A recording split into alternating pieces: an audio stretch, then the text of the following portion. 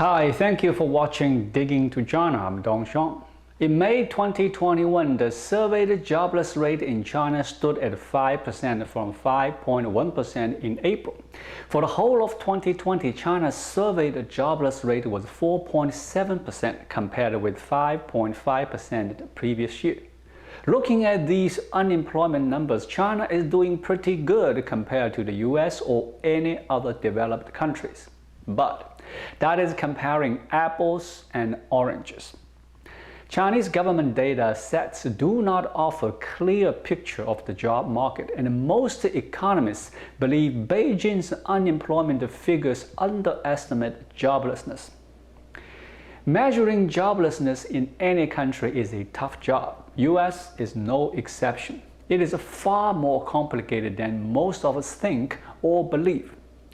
In the US, the unemployment statistics are not based on the number of people collecting unemployment benefits, and they are not based on an actual national tally of all American households. They come from the Bureau of Labor Statistics, BLS. They are derived from a statistical sampling survey conducted by the Department of Labor using methods and definitions that are described in the BLS pamphlet titled "How the Government Measures Unemployment." There are about 60,000 households in the sample for this survey. The sample is selected to be representative of the entire population of the United States. More than 3,000 counties and county equivalent cities are grouped close to 2,000 geographic areas. The Bureau of the Census then designs and selects 754 of these geographic areas to represent each state and the District of Columbia. The number of households in the sample may seem small compared to the greater than 330 million people who live in the US. Still, it is actually quite large compared to most public opinion surveys, which usually feature 1,000 or so participants, sometimes even fewer.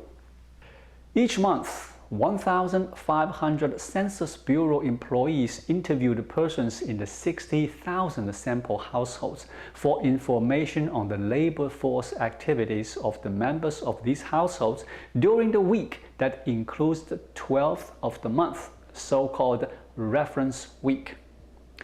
In a nutshell, people with jobs are employed. People who are jobless looking for jobs and available for work are unemployed. People who are neither employed nor unemployed are not in the labor force.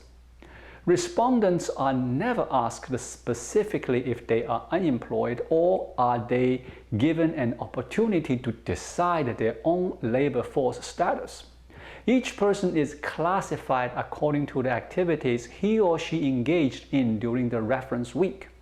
Then, the total numbers are weighted or adjusted to independent population estimates. The weighting takes into account the age, sex, race, Hispanic origin, and the state of residence of the population, so that these characteristics are reflected in the proper proposition in the final estimates. That is how the US unemployment rate calculated. It is quite different in China.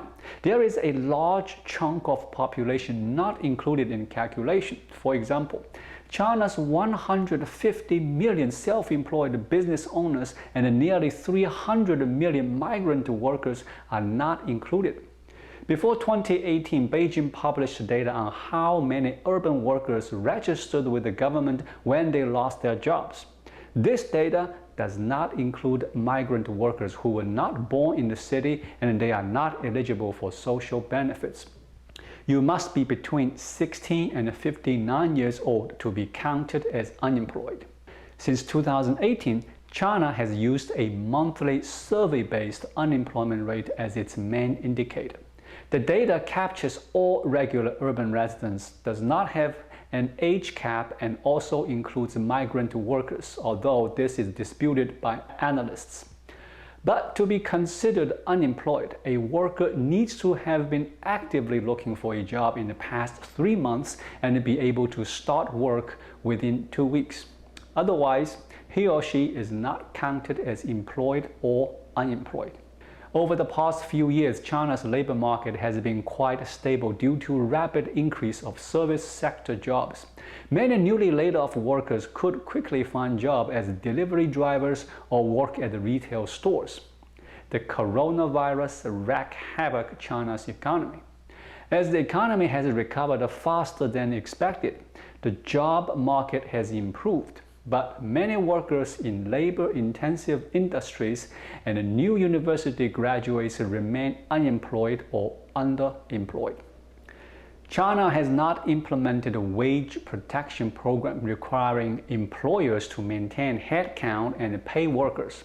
As a result, most furloughed workers have no source of income. Under China's social security regulations, an employer is required to make contributions to healthcare, unemployment, pension, work injury, maternity leave, and housing fund for every employee. This required contribution could add another 30% on labor cost, a heavy burden for smaller manufacturing and service companies. To avoid this burden, many businesses are underreporting salaries or are hiring workers on a temporary basis. China has a very low coverage of unemployment insurance. In April, the State Council asked the local governments to broaden coverage for unemployment benefits. In 2019, the unemployment benefits surpassed the total contribution a first time since 1990. It indicated that the overall employment situation had reached a critical point before the impact of the pandemic. Based on official accounts, China's unemployment rate has dropped from last year's pandemic peak. The urban jobless rate fell to a two-year low of 5% in May. But unemployment for those between the age of 16 and 24, which captures graduates from school and college, was more than doubled, 13.8%. Part of the reason is China's unbalanced economic growth since the pandemic. Recovery in service industries, which is more suitable to college graduates, is slower than manufacturing. The manufacturing jobs aren't appealing to younger workers. The pay is generally lower and there is a lack of skills training on the job. The structural problem has persisted for much of this year. In a survey of 90,000 companies, about 44% of industrial firms said the recruitment of workers is their biggest obstacle, the highest level in recent years. This survey was published by China's Statistics Bureau in mid-April. Beijing is stepping up its vocational skills training. Authorities also vowed to expand the jobs for college graduates, provide better career counseling services, and facilitate information flow between job seekers and employers. Beijing had set a target by the end of this year to train more than 50 million people, including migrant workers, high school graduates, furloughed workers, and former soldiers, using government subsidies.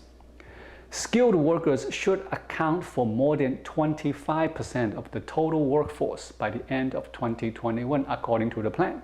In June, Beijing redefined employed.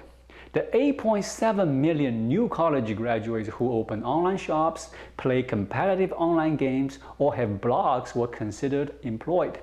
And the graduates who take freelance work, including in online marketing, managing public accounts on instant messaging platform WeChat, and playing esports, are now classified under flexible employment, which is counted in the overall employment figure. No doubt that Beijing did this to inflate employment figures for young graduates in the worsening job market. By rough estimates, millions of new college graduates are taking delivery rider jobs. According to Meituan's headcount, which has close to 3 million delivery drivers, 25% of its riders had at least a bachelor's degree at the end of July 2020. In 2019, the figure was 18%. Thank you for watching. Please leave a comment and subscribe to my channel. Just click the subscribe button right here. I will see you again shortly.